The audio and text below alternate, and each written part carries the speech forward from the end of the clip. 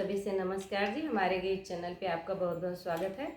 और मैं एक सोहर गाने जा रही हूँ। जच्चा बच्चा होने के बाद जो गाया जाता है, बच्चा होने के बाद जो सोहर गाया जाता है, वो आप सबको कैसा लगेगा कमेंट में ज़रूर बताना। और नए हो चैनल पे तो लाइक शेयर सब्सक्राइब ज़रूर करना। एक सोहर का गीत है। जब सीता जी वन में होती हैं और लौकुश जी पैदा होते हैं, तभी का ये गीत है।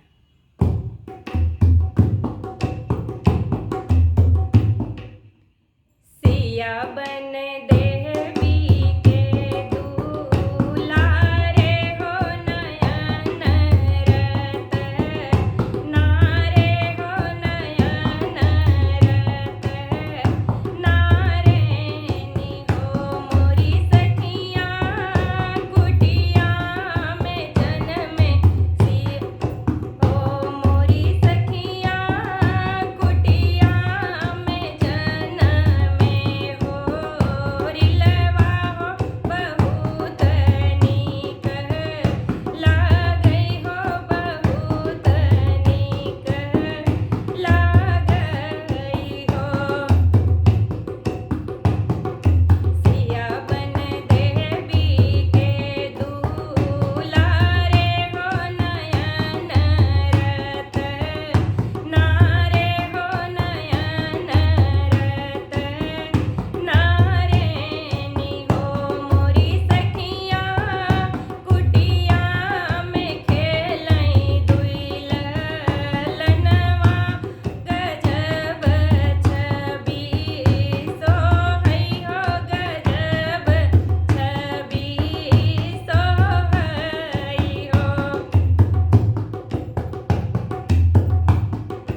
खुश गई लव गई तो तरी बोलिया हो बहुत नीक लागै हो बहुत नीक लागै हो मोरी सखिया खुश गई मीठी बचनिया बहुत नीक लागै हो बहुत नीक लागै हो।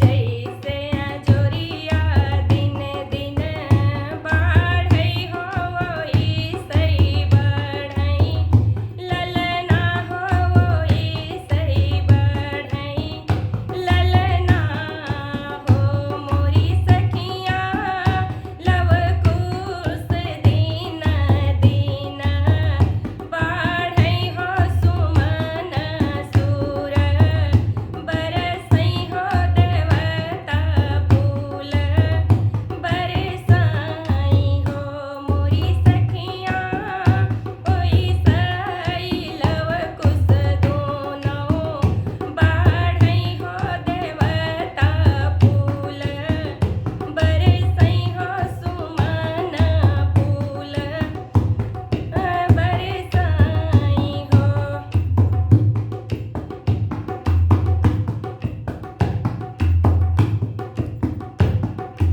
लवकुश के देखी के मूरतिया हो सिया जी मन सोचै हो सिया जी मन में सोचै हो मोरी सखिया आज अयोध्या होतै हो रतन धन लुटौ देउ हो रतन धन लुटौ देउ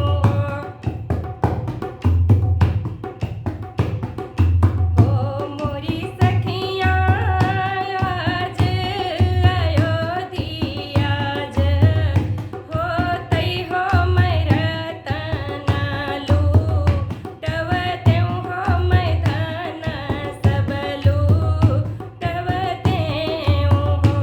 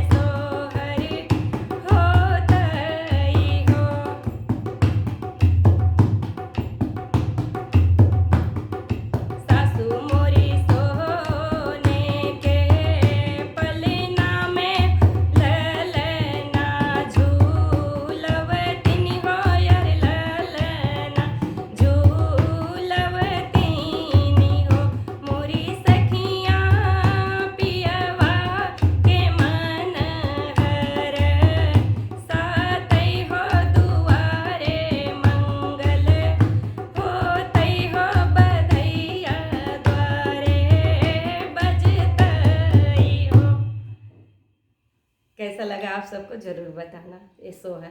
नमस्कार जी।